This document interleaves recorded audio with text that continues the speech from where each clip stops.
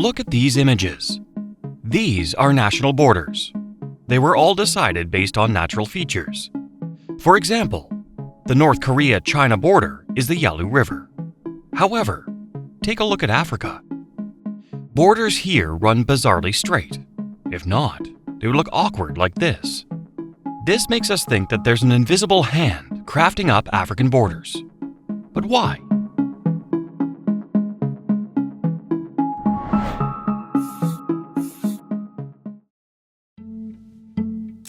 Africa, a vague colony. Africa is a culturally rich continent, and this is the cradle of modern humans. Throughout centuries, this land gradually turned into a house of racial diversity, with distinct culture and languages. According to estimation, there are approximately 3,000 races settling here, along with nearly 2,000 different languages. Some of the most common ones are Swahili, Hausa, Yoruba, and Amharic.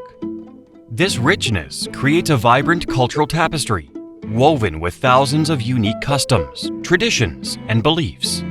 When you live in an environment with too many differences, collisions are inevitable.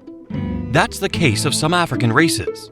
They've been living with each other under hatred for a very long time. The Tutsi and the Hutu are an example. Despite sharing practices and a single language, they are arch enemies. Establishing a country for each ethnic group sounds like the only way to keep Africa peaceful in these complex settings. But creating 3,000 countries for 3,000 races is an arduous task.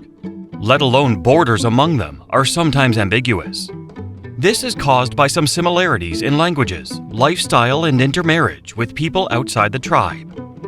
Therefore, were you a politician desiring to help African tribes have their own nations, you must have been super ambitious and idle. However, on the other side of the Mediterranean Sea, the elites here didn't have that much time. They were busy with extracting as much overseas resources as possible to quench the thirst of bourgeoisie. And so, the story of Africans' fate being decided by the hands of white Europeans officially begins. Colonialism and borders. It was the late 1800s, and you were a native African. Life was so peaceful with your daily hunting, gathering, and relaxing moments with your community.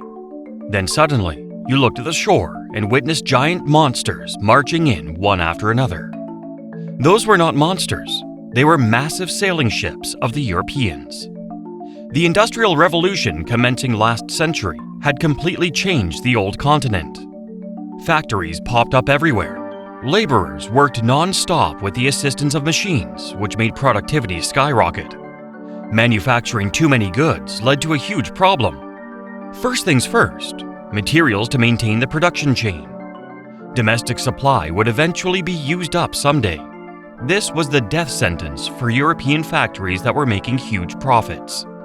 Secondly, a cheap workforce.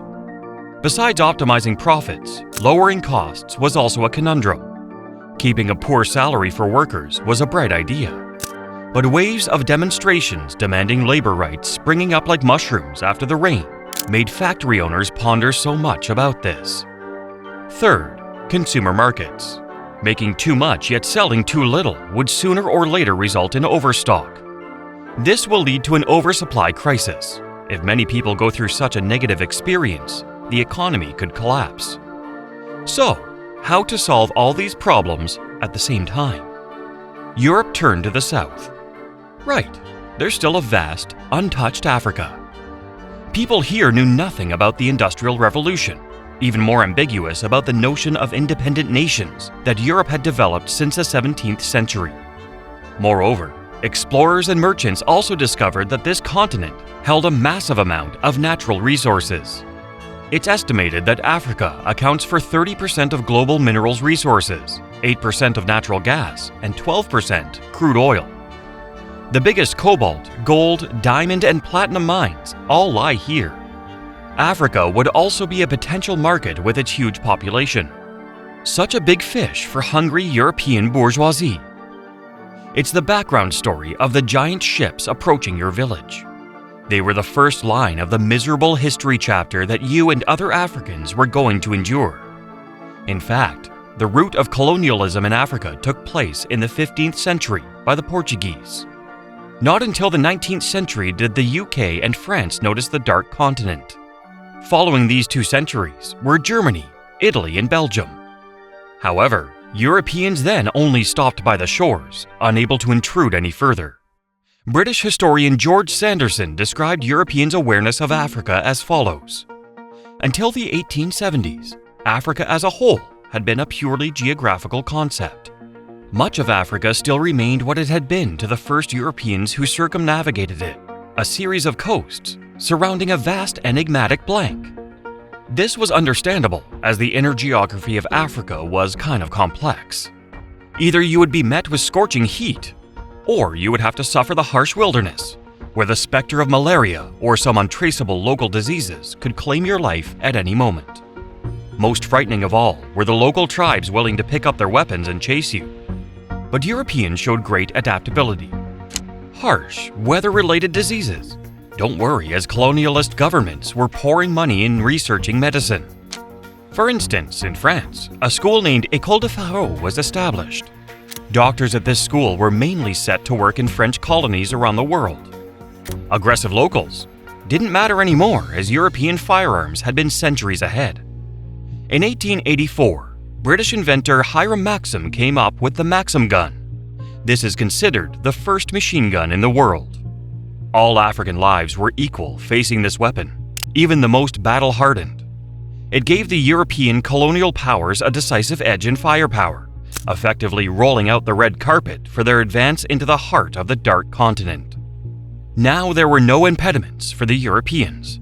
They came to exploit Africa like a storm. Very soon, this continent was carved with the West footprint, and it didn't take long for them to turn this to this.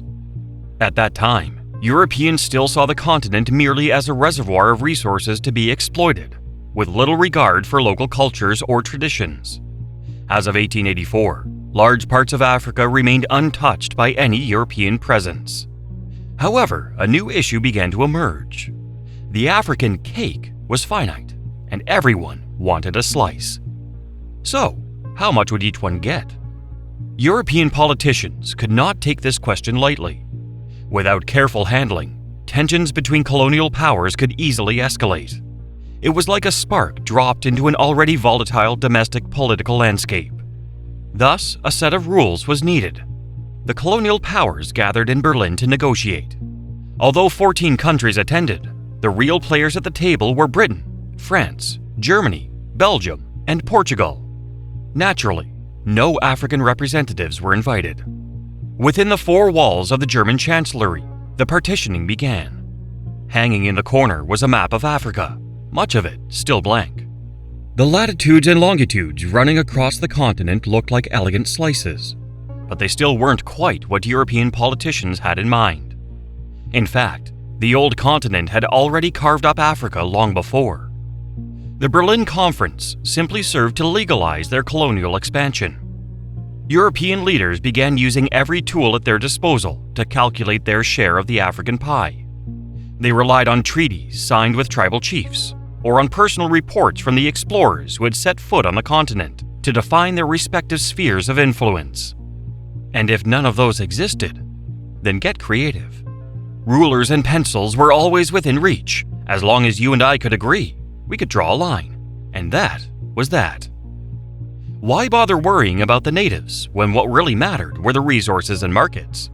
The late British Prime Minister Robert Gascoigne Cecil described the 1884 Berlin Conference like this. "We were engaged in drawing lines across lands no white man had ever set foot on. We divided up rivers and mountains, the only problem being, we had no idea where those rivers and mountains actually were." After about 3 months, the conference produced 2 key principles. First, if you wished to expand your colonial territory, you had to notify the others. Second, the Congo River Basin was to remain open to free trade for all colonial powers. No single country was allowed to claim it exclusively. Belgium, seizing their opportunity provided by the second principle, emerged as the unexpected beneficiary. King Leopold II engaged in shuttle diplomacy between the 3 major powers, Germany, Britain, and France, who at the time held deep suspicions of one another. Each feared that the others might gain a territorial advantage in Africa. So Leopold quietly whispered to them, "Let the Congo Free State be administered by me personally. The Belgian government has nothing to do with it. I'll guarantee free trade for all of you. In exchange, give me a route to the Atlantic Ocean." He also made concessions to France, giving up the Kwilu River route, a path Paris favored for access between the coast and its inland colonies. And just like that, King Leopold won the favor of all three European giants. In return for his promises, Germany exerted pressure on Portugal, forcing it to split its colony in Angola and leave Leopold a narrow outlet to the sea via the Congo River estuary. This border still exists to this day. But Belgium was not the only beneficiary. After the Berlin Conference, the colonial powers accelerated the partitioning of the Dark Continent.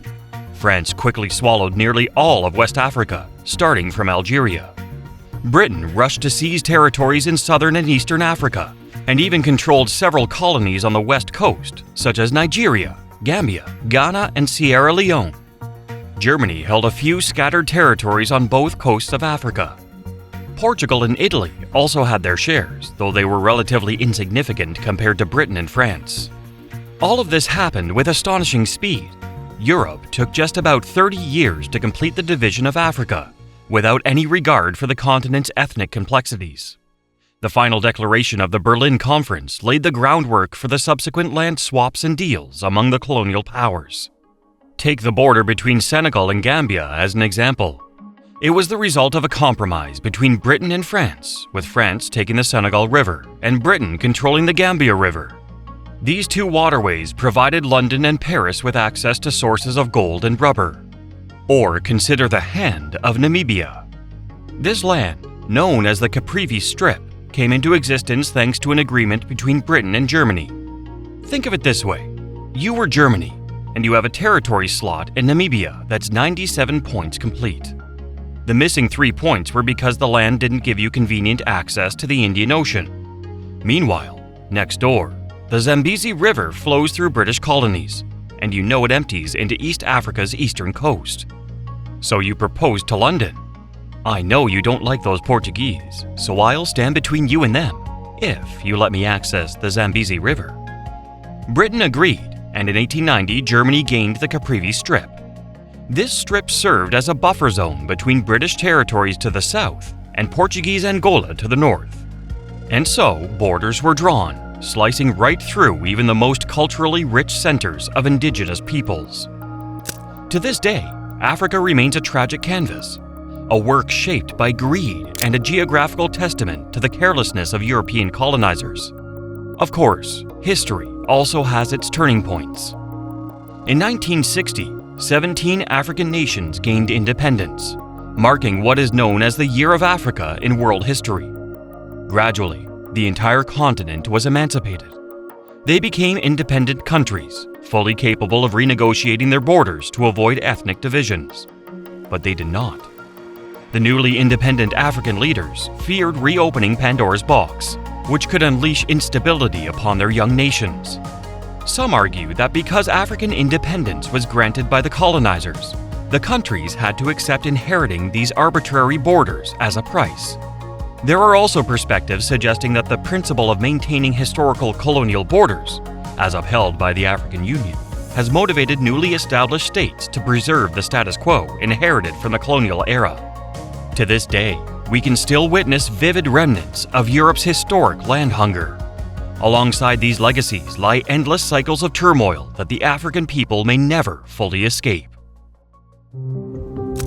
The greatest scapegoater. The Dark Continent is paying the price for borders it did not draw. Territorial disputes are inevitable.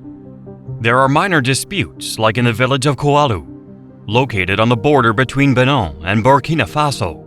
There are also prolonged and unresolved conflicts, such as the border dispute between Egypt and Sudan. However, ethnic conflicts are by far the most prominent issue capturing international attention. Looking at this image, you can see that armed clashes between ethnic groups here happen as regularly as daily meals. Honestly, it's hard to blame them. Differences in customs, mindsets, and lifestyles can easily lead to tragedies no one wants to speak about. Adding fuel to the fire are the divisive policies of colonial administrations, which only deepened the animosity between ethnic groups. Take, for example, the 1994 ethnic cleansing in Rwanda. The deaths of approximately 800,000 Tutsis were the result of a long-standing feud with the Hutu people. The Rwandan genocide is not only a dark chapter in the history of this Central African nation, but also one of the most horrific ethnic cleansing in modern world history.